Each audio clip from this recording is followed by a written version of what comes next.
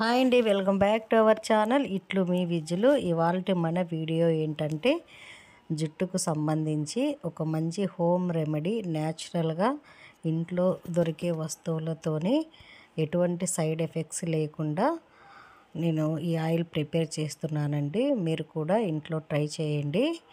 ఈ వీడియో నేను ఎలా ప్రిపేర్ చేశానో చూసేయండి. ఇప్పుడు ఇక్కడ నేను ఒక కలబందను తీసుకొని ఇలా చిన్న ముక్కగా కట్ చేసుకొని లోపల గుజ్జు అంతా తీసి గిన్నెలో వేసేసుకోవాలి.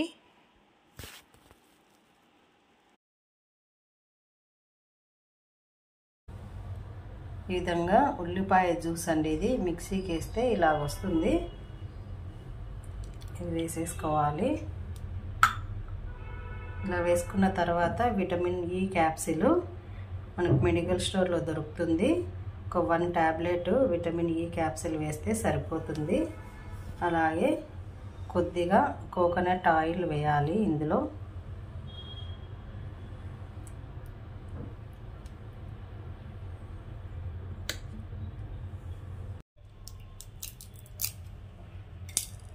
ఇలాంటిది ఒకటి విటమిన్ ఈ క్యాప్సిల్ వేసేసుకుందాం. కట్ చేసుకొని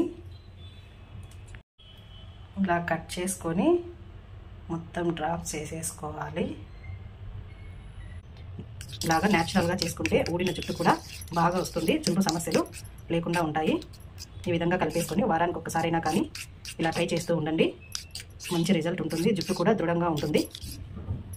ఇలా జ్యూస్ చేసుకునేదంతా మొత్తం